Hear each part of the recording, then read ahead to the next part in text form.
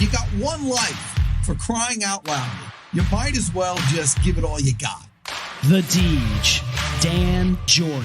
Your daily dose of reality. Your daily dose of the Deej. I can't believe I'm saying this, but I need my daily dose of the Deej.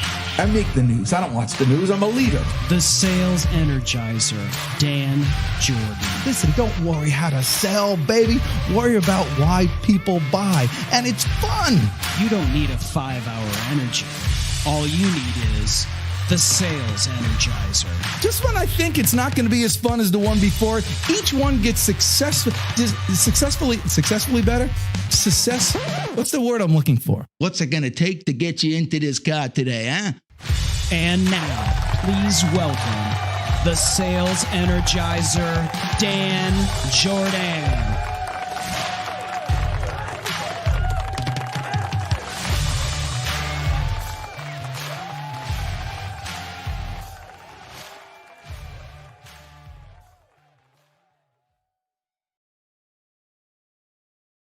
It's the second best day of the week. That's right. Did I just cough into the mic really loudly while that was happening? The world heard your cough, and the world is concerned for your health right now, Dan. How are you doing today, Chris Stone? It's an awesome day. Yeah, it's a great day. We start out the day with a great group of people that I guess you could call it a mastermind, but I think it's kind of next level with some, and it just is, it's run by Michael Moore, or he's one of the people that runs it. And shout out to Michael Moore, who I call the Podfather. And it's just so encouraging. I've never seen somebody so intensely dedicated to putting people together. The guy's, it's like he's made for it. But I'll tell you why I'm feeling good. Ask me why I'm feeling good. Dan, why are you feeling good today? I finally figured out how to have the perfect day every day. I think that everybody has like certain rhythms. You know, some people are morning people, some people are afternoon people, and all this stuff. I realize I'm from 4:30 in the morning to 12:30. I am in peak like brain thinking. I mean, that's when I can do everything from 4:30 a.m. to 12:30. After 12:30, I start slowing down. I could do stuff, but not using my brain. So this is perfect because for the first half of the show, I'll be in good shape. But after that, I don't know what's. Oh, is that why our viewership goes down at the end of our? But the idea is, I think everybody has their rhythms. Everybody knows when they really, work really well. And so you find out what those times are, and you can get so much more so much more done. It started soon today. You must have, you missed the window. Including building your sales training programs, including doing all your webinars and your prep work, all that things that you have to do when your mind is right. And you just can't do it, including, by the way, writing your book. Mm-hmm. It's like really important because everybody wants to write a book. Everybody does all that stuff. And what happens is they'll, you get started and then life happens and it never quite finishes. And then by the time you get done, you're like, man, this is boring already. You're sick and tired. You don't even like what you've written. Then you got to do it over again because it takes too much time. So it's really important to find yourself with that rhythm and training. What are you doing? You're putzing around over there pressing buttons? We've got a live chat room. They want our guest. So I like everybody is like, hey, bring on Patrick. And so I'm sorry. I'm trying to okay. You're trying to. I got some spinning plates here. I got to do it. Yeah, I can't do everything here for you. Well, let me tell you. I'll tell you about this guest. I'll tell you how I met him. First of all, I met him on LinkedIn, and not only did I see him on LinkedIn because he was doing a lot of stuff, and I saw he's always, people's always taking. This is him. This is my book, but this is him. He always takes pictures of people like this with their book, like in these exotic places. And then they go, so what I did was I took the next step and I said, let me just engage. And I call. And then one day I pick up the phone and I get a call from Patrick Tinney, doing what all great salespeople do, reach out. And so with that, we started a little friendship and here we are today. So why don't you bring him on? I'd love to. And it was great. It was great meeting him as well today. So without further ado, chat room, we will respond to you because we are men of the people here. So without further ado, would you please welcome Patrick Tinney, the managing partner of Centroid Trainer, and of course the author of a number of books, which we're going to get into today. The books include Perpetual Hunger, Sales Prospecting Lessons and Strategy, and Unlocking Yes, Sales Negotiation Lessons and Strategy, and his new book, which is yet to be available, but coming soon, which is called Bonus Round. Please welcome, it's great to see you, Mr. Patrick Tinney. How are you, sir? Gentlemen. Yes. We didn't have to teach him about the arm. That was great. Yeah, I got to tell you, I'm listening to you guys backstage, and I'm going, these guys are wearing me out. Well, you're just such a winner. So and you're from all the way. Now, where are you from again? I'm just south of Buckhorn, Ontario, Canada. Oh, Buckhorn. Yeah, that's right. Yeah. So are you? What are you? What is someone from Buckhorn called? Don't go there. Don't do it. Actually, Well, the town I live in is called Lakefield, and it's we're up in the lakes region. If you can sort of think of Wisconsin, where you got all the beautiful lakes around you, and it's just and I just decided, living in Toronto for 25 years, and I lived in Calgary, Edmonton, Oakville, lived all over the place in Canada. I just said, you know what? It's a virtual world, and I'm just going to head up north and write a whole bunch of cool content, and then I just wherever I got to go to deliver it is what I do. And the world is has been really nice to me, and I've really enjoyed. You wouldn't think I'm sitting in a town of probably a few thousand people, but this is where I wrote my books. Yeah. Well, so now how do you say it is amazing, because what happens is now, with the internet and with all these things, your living room is basically Main Street to the world. And everybody knows that, and everybody has a book and wants to write a book and all that. But most people think they're going to, have these grand visions of, even myself, have these grand visions of being a best-selling author and going out on the tour and just rocking and rolling, and tons of fans telling you how smart you are and all that stuff. And what happens is you write a book, and then you have a lot of them in your living room, and it fills up your bookshelf. But they all look the same though, so it's very neat. But you've managed to buck the curve, and actually you wrote a couple of great books. And then you actually sell them. Please tell the people how to do that. Actually, forget about them. Please tell me how to do that. Well, you know what it is. I'm just a really big believer in looking for holes in the marketplace and trying to fill them. And I'm a relationship guy, and I just want to help people, because I think if you start off with the premise of I'm going to help people rather than write a book, I think you get there faster. And I'll give you an example. So when I first started my company, one of the ways that I was trying to build my brand was I started to write articles about sales negotiation, which is a crazy topic. I don't know why I started with it, but I just happened to be fascinated by it.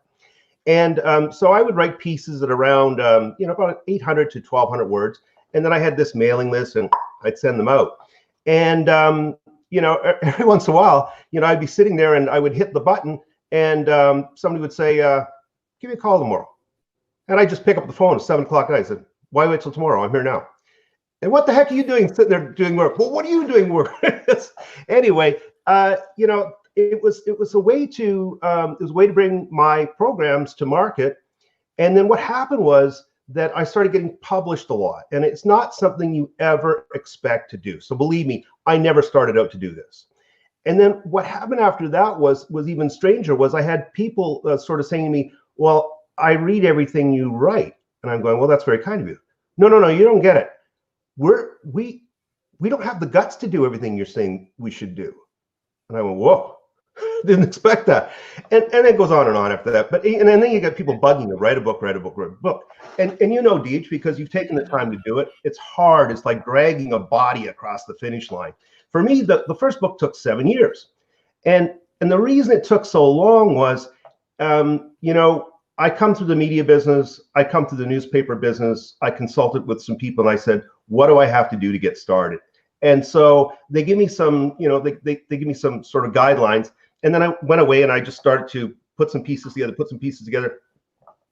The most shocking thing is, I'm sure you know, Dan, was you open up that box the first time you look down, you go, oh my God, it's out of the bottle. Yeah. Well, here's the thing now with Amazon and, the way you can self-publish like that, they print a book at, you could sell one book at a time. You don't even have to have a bunch of them. And you're global. Yeah. And you're global. So it's a lot easier to get it out, but you still have to get them out. You still have. So how do you do your market? So what I'm hearing you say is that your book your content has to be great. You have to proof up. See, here's the thing. I read about 25, 30 books a year, and I can always tell, especially in negotiation, whether the person has done the deals or not, because there is a timbre in your voice as a writer. If you've been stewing over a 10 million plus $12, $13 million deal, and it's taking you months to drag it across the finish line, and you're exhausted because you've been leaving yourself voicemails like every night for weeks and weeks and weeks with all this massive detail, and then finally you walk in the room and you're so prepared, you got all your cost modeling ready, and you just kind of sit back and you go, we're looking in pretty good shape today. What's happened since the last time we talked, and how are you doing? And away you go. Really? And you just, oh yeah. I closed one of the biggest deals out, actually the largest insert distribution deal in the company's history. It was $4 million incremental dollars. And I just got a call in my office when I was working for Hollinger at the time. And we represented about 125 newspapers across Canada. And they said, Steve Kostick from the Bay is upstairs in one of our ante rooms. He's just grabbing a little salad and stuff like that. He said, why don't you go up and see him and see what he's thinking? So anyway, and it had to do with the Zeller's department store, which was eventually sold to Marshall's. So I walked in and said, hey, Steve, how's it going, man? He didn't really look up, and he's kind of walking around putting some stuff on a plate. He goes, oh, yeah, pretty cool. He says, my guys want to get something done. What do you think? I said, yeah. I said, I think we could do that. He says, what do you think about numbers? I said, well, if something's incremental, we'll do something a little bit better. If it's, if it's only one market, and we started, it was just like a jam session, and it was quiet. It was quiet. It was one of the shortest agreements I've ever written. And that deal rolled over for about another 11, 12 years after that. $4 million a year. Yeah. The pricing was so perfect, they couldn't change it. Well, and you must have been performing over those years too. Well, you know what? You in the corporate world, you're always under the microscope. And let's be honest and say that everything is flattening. Okay, so you don't have these really vertical structures anymore. They're flat. So I was reporting to a senior vice president. I'd be talking to the senior guys a lot. I was in product launch, so not only did I sort of write the strategic planning for the company's insert distribution model, which when I first inherited it was around 40 million, and when I departed the company, inserts had grown so much, the flyer business was about $115 million a year. Well, so when you first published your first book and you did that, how did you go back to these people that you had relationships with? Oh, that's a great question. I know. This is money, what you're getting right here. I mean, you know what's really funny? You think this is some kind of rookie thing? We got Chris Stone. I learned by the way, where he learns all his skills from? We have a great friend. You probably know him, Victor Antonio. Have you ever met Victor? Oh, he's part of the Four Horsemen with the outbound sales thing. Oh yeah, he's a monster. Anyway, yeah. he's got probably the best sales program out there, online program out there, subscription model. Yeah. Really good, $29 a month. Yeah. And it's so good that I recommend people go there instead of sell my own. And the reason is because he's always fresh. He's always bringing new stuff in because he's in the game. And that's the stuff you're talking about. Yeah. In the game which means you have to go after your contacts. So tell us a little bit about that. Yeah, and Chris Stone, if I had a real producer, you'd probably put the Sales Velocity logo up there or something. I'm just saying. If somebody could do that within 20 seconds. Of hearing that. There you go. Right, exactly. Yeah, grow another set of arms. Yes. Okay. Yeah. It's funny. When I first took my model, my first negotiation model, so I started off with a philosophy, which most people don't do. And that is part of what freaked people out in the beginning. And then I had a process, and I'm a bit of a gearhead, so I admit that. But, I was talking process a long time ago, but as it related to how people get through a negotiation. And that's where I started. Because if you have a philosophy and a process, you've always got somewhere to go, and you always know where the customer is entering, because the customer is never going to enter in the ideal position. And the other thing is that sales is not just like prospecting, or it's not just negotiation. I know the negotiation guys are over here in the corner, they're going, we negotiate, we don't do any of this, we just negotiate. Come on. Sales prospecting, consultative selling, sales negotiation. It's a panoramic view. If you think otherwise, you're dreaming. Wow. Very good. By the way, I want to encourage anybody out there, if you have any questions for Patrick, please go ahead and ask. We've got some if you guys are ready. Otherwise, I'll just hog the show. No. All right. No. Patrick and I won't allow that. I have my finger on his mute button at any time, Patrick, just so you know. There you go. We've got some great questions. One's from Mark Fonseca, dresstheman.com, right? And this is a great question. I wanted to know this as well, Patrick, was what's inspired you to start writing? I mean, you can't just, if you don't like writing, you'll never write. Well, you could write a book. It won't be a good book, to your earlier point about content, but what inspired you to start writing? You know what? I was looking to share things with the marketplace that other people weren't sharing. And because, I've worked, as a local sales rep all the way up to sort of, Moneyball, I got to see what was behind the curtain. And when you work with some of the largest, I worked with most of the largest retailers across North America at one point or another, you really get to understand a lot about culture, and, it's like calling on Walmart head office for the first time. You kind of walk in and you go, whoa, this is a little different. Now, luckily, I knew the guys. They bought a company called Woolco here in Canada, so I knew them. But, nonetheless, culture changes, right? Cool thing happened to me. I'm getting off topic here. I'm sorry.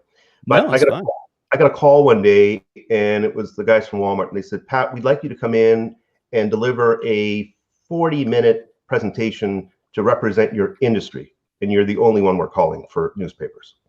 Anyway, long story short, it was pile on the rabbit after that, because everybody in the company said, I want into that. But anyway, we went in and we delivered a 40-minute presentation that was just like, it was just so crispy. You just couldn't believe it. And we had 45 of the marketing people from Walmart sitting in their amphitheater. They're not amphitheater, but their theater, where you see Sam Walton, huge posters up on the wall. The customer comes first, and we love Walmart. And it was just, and at the end of it all, the buyer that brought me in just walked over and he said, man, he said, that was a pretty nice presentation. And I said, thanks, Fred. I said, this is what we do. That, by the way, for those of you who didn't catch that, that was the close. This is what we do. Boom. Drop the mic. That's where you go. But you lost me on pile on the rabbit. I love that. That's good. I love these Canucks out there. You're going to pick up some colloquialisms, I guess is the word. Pile right? on the rabbit. What did you, bamboozle? What was your other one before? Oh, that was the photographic one. Yeah, don't do that one. But we have, you're bringing them all out on us. How about the pig passing through the python? Wow. You're coming out the other end. You just don't know what you're going to look like.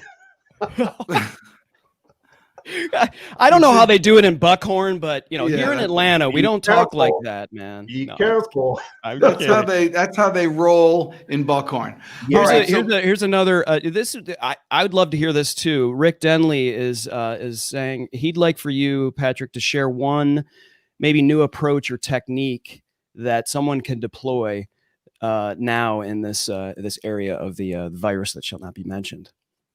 Yeah, we don't mention the virus. Yeah, you know what, man, I'm hurting for a lot of people on a very serious note, and a lot of businesses are going to be hurt. But there's people out there that still need us. So, you know, you can't sort of say, man, I'm just not into this. I'm not going to pick up the phone today. No, do it. But you know what? Show great interest. Do your homework before you get on the phone. Work it really hard. Go to the person's company. Have a look around. Understand what they do. Understand their culture. See, the key to selling in Walmart and the Hudson's Bay Company was understanding culture. When I sold with Toys R Us, it was understanding culture. And so when you pick up the phone, you don't want to sound, and I've said this on at least one or two other occasions, you don't want to sound like somebody just calling up and doing an interview. You want to sound like you belong there. You want to sound like an insider with an idea where you're offering instant value.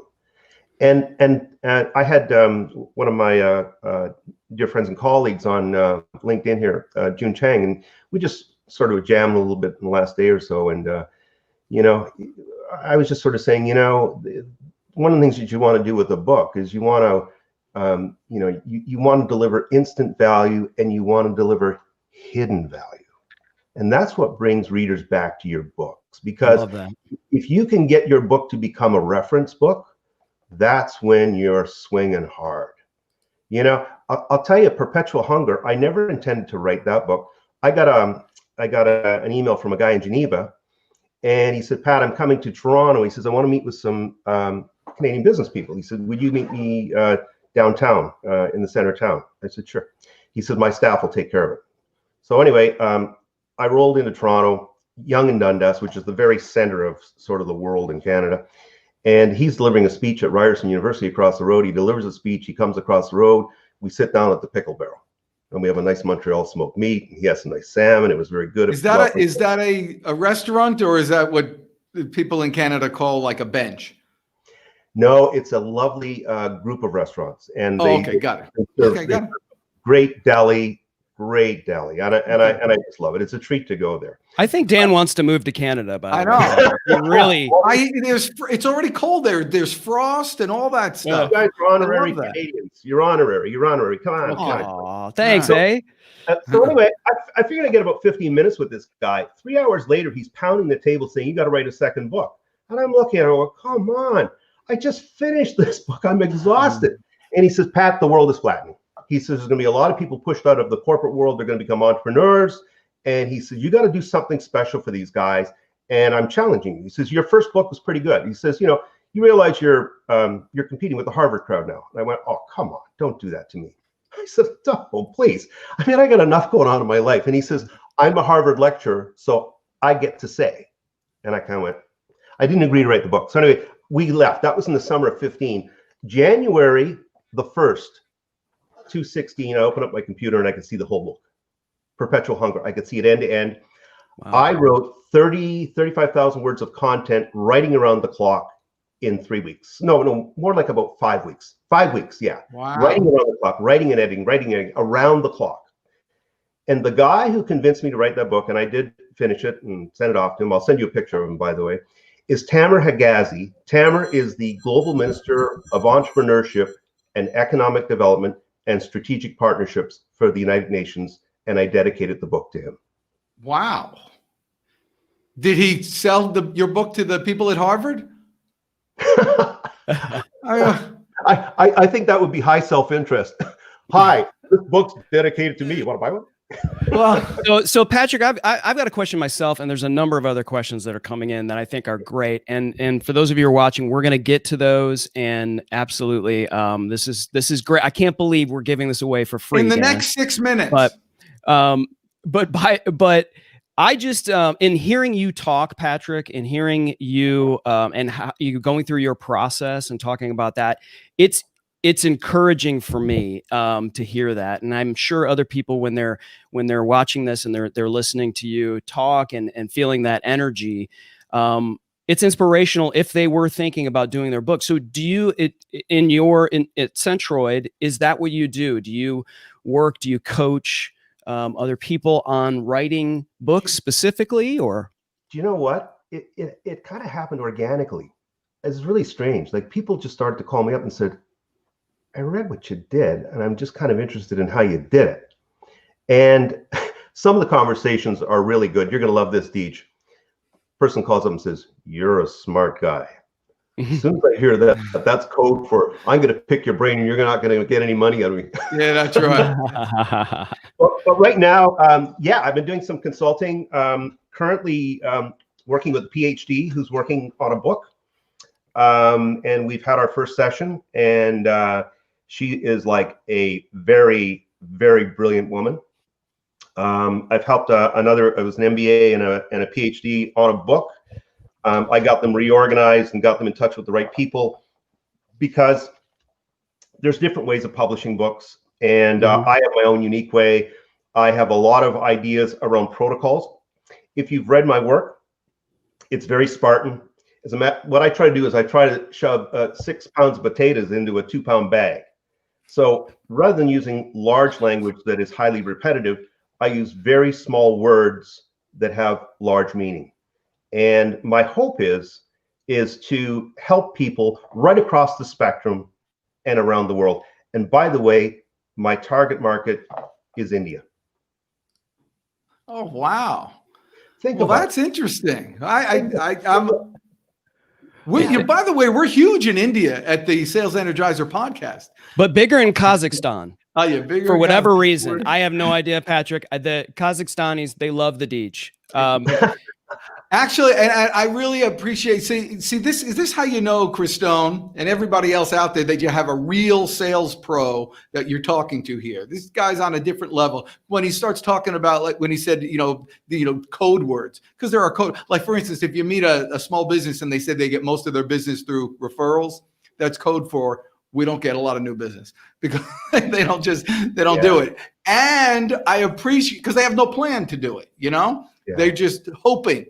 And by the way, I also love the fact that you call me Deej, but by the way, I have to correct you. There's lots of Deejes. There's only one, the Deej. Just letting you know. Okay. I mean, there you go. I'll fall on my sword for you, sir. I will fall on my sword. The Deej. Look at June Klein. Yeah, we've got a 2-part question from June Klein, an author and just a fantastic person. She helps people financially, and she has just a tremendous sense of humor.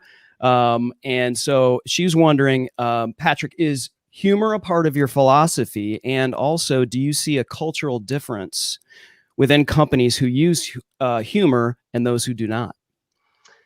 Do you know what? We're all balls of rolling switchblades. I mean, the human condition. The human condition is EQ, right? I mean, we're making. I don't know. I've listened to and read some research that says, we probably make 85% of the decisions that we all make based on some kind of pattern. And so if the pattern's humor, all of a sudden you smile. It's a story, and everybody's got a story. You know what the cool thing about, people say, oh, we're writing new content, it's different and all the rest. In the old days, when we were writing content about customers, specifically about their story, we used to call it advertorial. Now suddenly it's native. Storytelling is like, it's the key, because if you walk in and you meet a new person and you say, gosh, your business looks really interesting. How did you get started?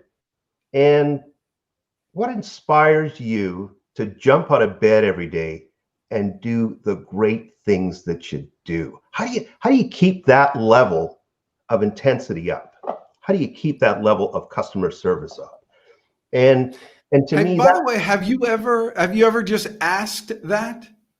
Oh, I ask all kinds of crazy questions. Yeah, but because I've asked that, and I find there's something psychologically that if you ask somebody what you really like about something, or what do you like best about something, they'll immediately tell you the opposite. So have you ever had that you said, really, what gets you out of bed this morning? Like, well, I'll tell you, I'm thinking about selling. I hate this. They go right to the bottom.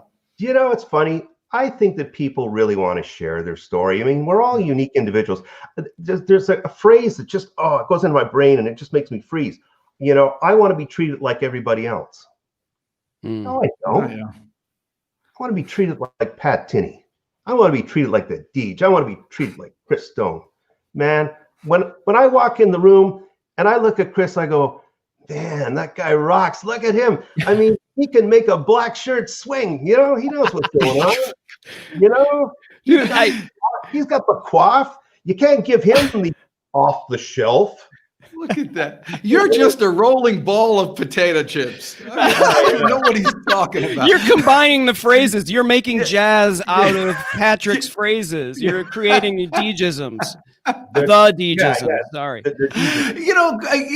Patrick Tinney, I got to tell you, even before the show's over, I think you're awesome. I think you've actually made me a little bit better today, which is tough to do, because you reach a certain level. It actually is. It is true. There is sometimes you can just meet people, and you have that gift of creating kind of like instant rapport. And this is what June Klein was talking about, humor. That's what it does. When you can be a little vulnerable, when you're willing to take a punch, when you're willing to be made fun of a little bit, it creates that kind of instant rapport, and you become something more than a prospect or more than a customer. If you go out looking for a customer, you may get one. If you go out looking for a friend, you have a lot better chance of making a client. And that's what you tend to do. And it's difficult for grown-ups, especially men. I think women are better at this, but men, you reach a certain age and you're like, you know what? I'm no longer accepting applications for friends. I'm done with that. We've had enough. It comes with trouble. Everything comes with baggage. We're trying to simplify our lives. But if we can overcome that natural tendency, the world is yours. And in this COVID environment, when every time people feel some sort of stress, people withdraw and they go inward, and they do the exact opposite thing you need to do in sales to expand your horizons, build your bank account and create a career that you can go on a show like the Deejers and make a name for yourself. So I tell you, if you get with the Deej, I mean, I know, where else do you go? Nowhere to go but down right now. So Patrick, the downside of the roller coaster. Right. That's the name of your next book. But the next book, this book you've already written. It's not released yet. I would be remiss if Patrick, if you wanted to move a little bit to your right, Dan to your left, I'm going to pop the image up here. There we go. So the new book, the bonus round, corporate sales lessons and strategy. Patrick, man, that book looks just like I would love to have that much money. In front of me and setting a book down in front of that. That's I just love the cover. I know the content already is awesome, but anything that you could share with those folks that are watching and listening, any idea when this is going to be available, for them to just soak up and use as a research tool from now until 2030? It's completely done. Everything's done. I've just got a small technical issue I'm working with right now, and I hope to resolve it this afternoon if I get lucky. The idea behind the book. So each one of my books, from a cover art perspective, by the way, I like the covers to all tell a story. So Unlocking Yes, Inclusiveness. Perpetual Hunger, Aspirational Hunger. Look at the eyes. Look at the type. The bonus round, Leveling Up, making more money, being better, being prepared to head into that 5% zone. Not everybody makes it. There's a lot of people, by the way, that go into corporate sales and they go, oh yeah, I was in there, worked for a couple of years and all that. I was like the Iron Man at the company I worked for. I was there for 22 consecutive years in corporate sales. At the time when I left, and I was a manager at that point, but at the time I left, nobody had been there that long, because it's a grind. Like you're working all the time. And I was thinking, one of the interesting things about COVID right now is that salespeople are not having to entertain as much at night. And like I used to, we had tickets to the Sky Dome in Toronto. It just goes, it just goes on and on. Plus all the golfing, and my guys at the Hudson's Bay Company, they used to like to golf on Saturdays and Sundays, and the best golf courses in Toronto. And that was my job. It wasn't just my job, by the way. They were fantastic people. But the thing is, your week gets bigger and bigger, and your personal time gets smaller and smaller. And so if there's one small benefit to all of this, it's that we actually have a little bit more time with our families right now, which is really important. Yes. More time to connect, more time to, I spent a little bit of time last week just telling my son some stories. It's like the Deej, man. I love when you talk about your dad, man. It's just so cool. Awesome. Yeah. I lost my father when I was 9. And, when I listen to you talk about your dad, it just, there. Good old Papa. Well, there's no better way to put a cap on anything than talk about Papa. But he, the guy only had a 6th grade education. He lost his father in the war when he was a young kid, so he had to stop going to school. Yep. And what it did for him, because he blocked the whole thing out, and his sister, by the way, was a real hero. But what it did for him especially was never you couldn't find a cloud in his life. He just said, I'm in America. He goes, every day's a chance. Yeah. And it forced him, and he impressed it upon myself and my sister that everything revolves around relationships, because everything else you can get back again.